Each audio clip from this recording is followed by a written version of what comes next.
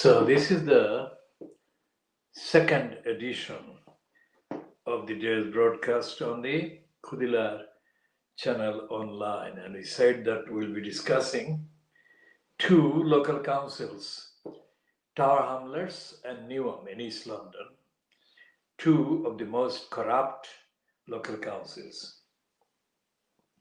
And these are both supposedly controlled by members of the Labour Party who, as councillors, and both councils are shackled to the imposed corrupt post of an elected mayor. In both cases, both incumbents are corrupt incumbents, which is absolutely inevitable. An elected mayor with unlimited scope for abuse of the post and the powers, and not accountable to the elected councillors, can do whatever they like, so long as the elected councillors are prepared to let them do whatever they like. The only time in the case of Newham, the elected councillors stopped Rukhsana Fiaz doing something that she was already in the middle of doing, was when a trade union to which Rukhsana Fiaz herself claimed to belong herself was mobilized to order its members, who were councillors, to stop a particular degeneration project that was halfway through the negotiations already. And that was stopped because the councillors were prepared to sign a token letter of objection to Rukhsana Fiaz's plot for the former building that belonged to the Cunnington Library, and it had the historic connection with the trade union that most of these councillors belonged to, including Fiaz. So that was a rare occasion when a number of councillors and other members of the same trade union in the council's employment got together or were mobilized by that trade union to stop Fiaz from giving the go-ahead to the corrupt plot at the expense of the traditional building in Canning Town. On other occasions, despite the strength of evidence against the behavior, Rukhsana Fiaz has gone ahead and done the wrong thing in the last 2.5 years since she became successor to Robin Wales as elected mayor of Newham in May 2018. So Rukhsana Fiaz can do whatever she likes, and that means that she can continue the corruption of Robin Wales and aggravate Wales's corruption by her own corrupt behavior and collusions and complicities. And that means that ordinary people in the borough, whose needs are supposed to be met by various types of descriptions of services that the local authority, local council is funded to deliver, those people lose out. And one case we have started talking about is the case of a pensioner, which I have got empirical evidence of and empirical involvement in. A pensioner has been lied about, lied to, and the lying by Newham Council's employees began in 2016 while Robin Wales was still 2 years before he was due to retire or be ousted by the Labour Party in Newham, who were manipulated into selecting Ruxana Fiaz as his successor. So the employees in the Newham Council's housing benefit, which also includes local housing allowance, which is the rent, the equivalent rent payable to those who rent from private, quote, landlords. And the removal of the ban from the eviction court proceedings from next week, that is due, will mean that these council employees who have lied and who have lied and who have lied and who have been lying and whose lying has been given regular, defiant backing by Roxana Fiaz, they will get worse in their behavior and they will violate more people's rights and they will heap more hardship and denial and deprivation on people that should not be in those positions, because the money for meeting the needs of those people has been made available to Newham already. But Newham is a corrupt council which finds ways to steal the money, benefit money, under various pretexts from the very people who are supposed to be receiving the benefit in time and on time. So the evidence that I have against Roxana Fiaz behaving corruptly, in colluding and in licensing after the fact the earlier corruption that was perpetrated before she took over as the successor to Robin Wales, the evidence exposes the biggest lie that local councils perpetrate about money, about welfare, and about social care. So the demand today about Boris Johnson being missing and that he should be fixing the care system, that is in the Daily Mail.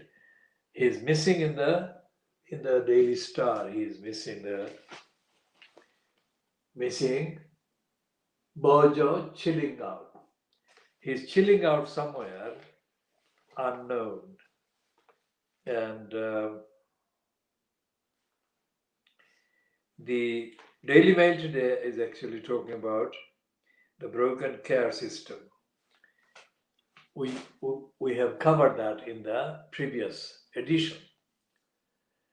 The broken care system is made worse by the corrupt local council as embodied by Roxana Fiaz as the mayor, who has been caught lying, repeatedly lying, and staging stunts, showing that it was Robin Wales's fault that everything is being found to be not working, whatever she found. And the claim that she issued in August 2018 in a belated confession that she had been part of a plot with three others since 2013 to remove Robin Wales from his post and replace Robin Wales. The confession she made there showed that all the other propaganda that she created for herself in 2017, starting of the year 2017, with the help of the Guardian's Dave Hill, who is no longer with the Guardian, but he is associated with the Guardian for his London blog on the Guardian, which persistently backed Luthor Manitour Hamlers We shall go to Tower Hamlets after finishing this update on Roxana Fair's lying in Neom, and the lying about creating housing shortage, creating homelessness, creating evictions, creating denial of receipt of money that belongs to people who should be able to spend the money without falling in arrears. So all of these are being created by Nivam Council. Quite apart from the array and the list of similar problems being created by others in the so-called private sector and in private enterprise. But Nivam as the council is also doing this, and because it is the council, it has numerically access to and control over many times more numbers of people that it can victimize and it can penalize. And so therefore the crimes of Ruxana Fias against the rights of people in Nivam are manifold. There are thousands and thousands of people who are being denied their rights, their say, and their benefit and their money. And Fiaz can do that because she has been pandered to by the two opportunistic members of parliament, Lynn Brown and Stephen Timms. They don't criticize her regime at all, precisely as they didn't criticize Robin Wilson's regime. In fact, Stephen Timms was one of the most loyal supporters of Robin Wilson's corrupt years as mayor. So Stephen Timms is not expected to be critical of a corrupt mayor because he has fought in colluding with the corrupt mayor for 16 years with Robin Wales until 2018 when Wales was ousted and replaced by Roxana Faiyaz.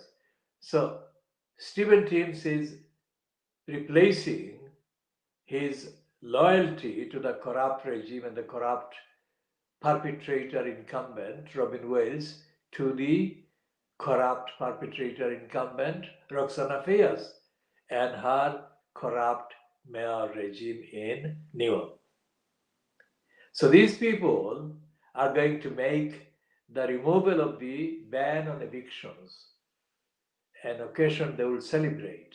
They can pounce on all these targets that they wanted to evict, make homeless, deny, deprive of their benefits for months since March 18th. So the 18th of March, and today is what, 18th, 20th of August. So it's April, May, June, July, August, 5 months.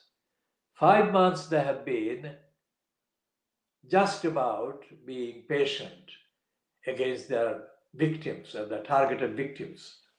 And the culture of Neom Council is reminiscent of the culture of the slum landlord Peter Rahman in Notting Hill. In Notting Hill, which houses the Mangrove 9 site. Those Mangrove 9 were arrested on the 9th of August 1970, and there was a campaign we marked and we noticed and noted. So all those campaigns against slum landlord and police corruption, police racism, all of these campaigns have been forgotten by successive incumbents or occupants or wannabes or holders of posts in power who come from African or Asian backgrounds. And the case of Roxana Faiyaz in Neom is one of the most outrageous insults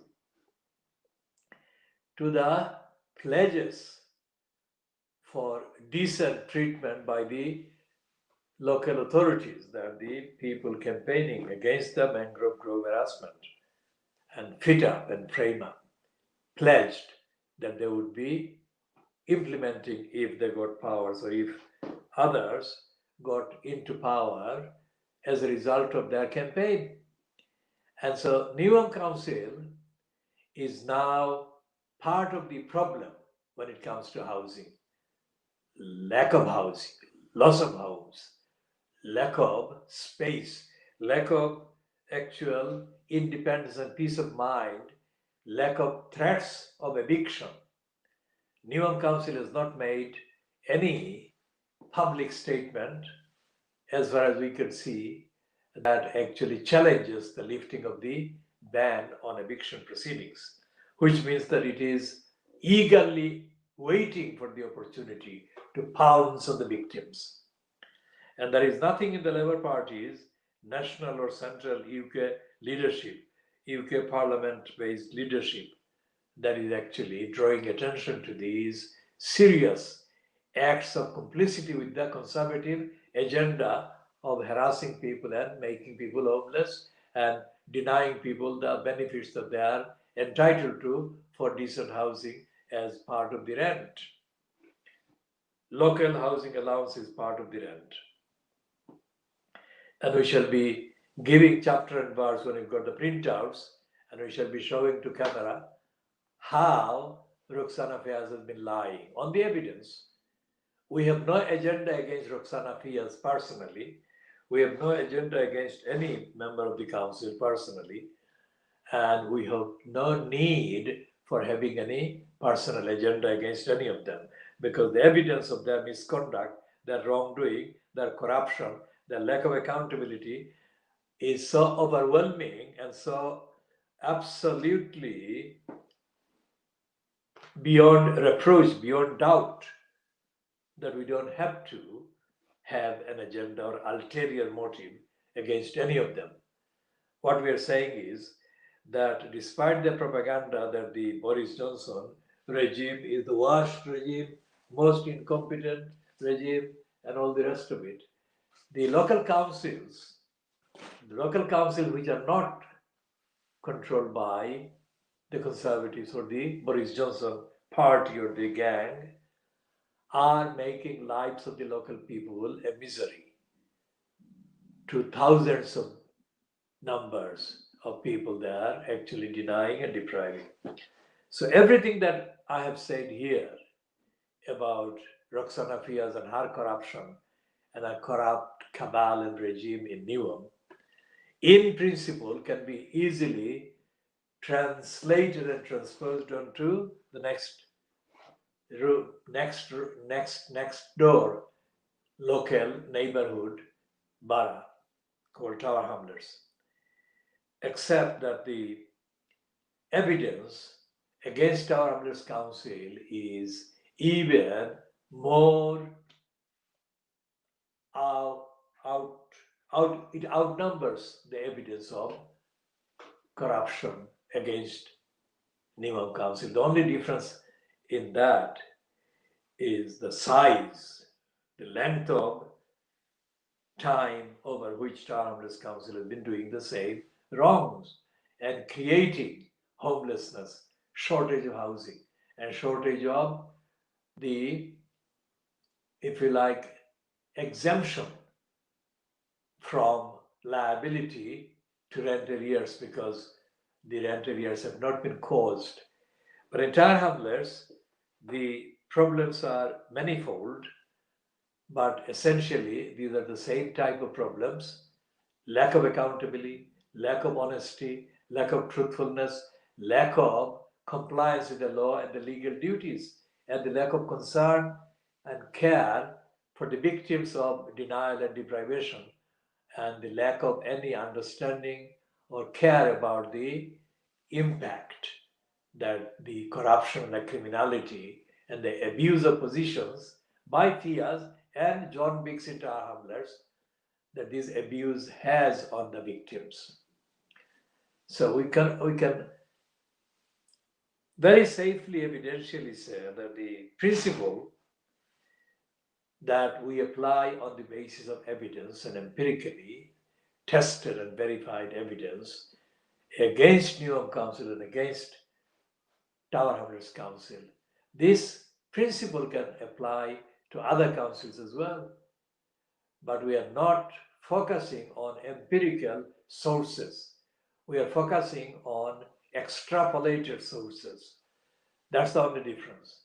Essentially, the role of these councils, and especially London borough councils controlled by Labour controlled mayors or Labour card carrying councillors, is that the councils have been in bed with some of the capitals, some of London's biggest crooks, degenerators, builders. And planning has been part of the abuse.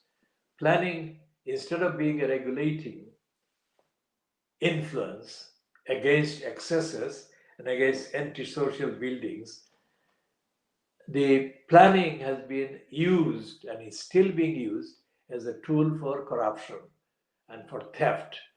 And this applies to not only Tower Hamlets and Newham, but it also applies to other London borough councils. And this was significantly covered in a very important article published on wsws.org website on the 9th or the 10th of February 2018. And it gives a list of London Labour Council leaders as being financially compromised by their dealings with the degenerators. And one of the councillors so highlighted and fingered was the leader of the Sadak Borough Council. Now that Sadak Borough Council leader and his corrupt career is overlooked by one of Sadak's local councillors, Haque Harman. And of course, when Haque Harman oozes praise for Peter John, who is the Sadak Council leader, it is impossible for ordinary victims of this Sadak Council corruption and criminality to have a credible say against him as his behavior. So we have in the center of the UK, in the center of the pandemic, we have got a pandemonium government fronted by Boris Johnson. And locally, this is not being mitigated by the local councils which are not of the Boris Johnson party. So the pandemic is being made worse by the behavior of the corruptly controlled local councils of Newham, Tower Hamlets, Sadak, and other boroughs across London that are supposed to be controlled by people carrying card-carrying Labour Party members as councillors and as elected mayors like in Hackney and in Lewisham. And what we have here is a vacuum, as we have said before. And the vacuum is created intentionally and by lack of democracy and lack of accountability. And this vacuum is aggravating the poverty and the denial and the deprivation that already existed before these bad, wrong things were being done. And the bad, wrong things have been done in Newham, in Tower Hamlets, in Hackney, in Sadak, in Lewisham for generations by Labour-controlled councils. So the community is left with a void, a vacuum of any representation, any accountability, and any service, any honesty. So to put it in a short nutshell, the behavior of the local councils and the behavior of the Boris Johnson fronted cabal amount to an updated firm statement and evidence of Britain being sunk into the dark age. And there is a crisis, the like of which has not been witnessed in the last 100 years. If it were witnessed in the previous 100 years, that would not be comparable because a lot of things have changed in terms of administrative law, in terms of the obligations of the councils, in terms of the treaties that have been signed, in terms of the existence of the United Nations since the 10th of December 1948. So if things were bad before any of these charters and conventions and declarations were signed, conceived, then there could be a reason to say that, well, there is nothing to stop them. But since 1948, there have been a lot of instruments, constitutional law treaties, and charters and declarations that should have brought an end to the corruption in the local council, the abuses, lack of democracy in the local council through the local councils, or through the GLA, or through the houses of parliament. But they haven't been. And that is the double void, which confirms that Britain is indeed sinking into a crisis that it will be very difficult to come out of. So it's not something that we say lightly. It is based strongly on the evidence of today, of this week, of this month, of the last 5 months of the pandemic, and the last 50 years. The last 50 years of the local councils in London being known as the boroughs. There were smaller boroughs, and the smaller boroughs were merged locally to create local boroughs like Tower Hamlets was produced by merging three little boroughs, Stepney, Poplar, and Bethnal Green. And Newham has been created by merging West Ham and East Ham boroughs. So likewise in other boroughs, the smaller boroughs have been merged into creating these current boroughs. So that was in 1965. So 65, 75, 85, 95, 2005 is 2015. So there's 55 years. 55 years since Tower Hamlets and Newham came to existence. And for 55 years, these have been without democratic accountability, without democratic answerability. And so therefore the people who are in crime, in poverty, in hunger already in these boroughs are in those situations largely because of the behavior and the policies of these corrupt, undemocratic, unaccountable councils. So this is coming to 5 minutes to 3 in the evening GMT. That is, it is coming to 14:55 GMT. We shall stop it here and we shall continue the elucidation and further updates in the next edition.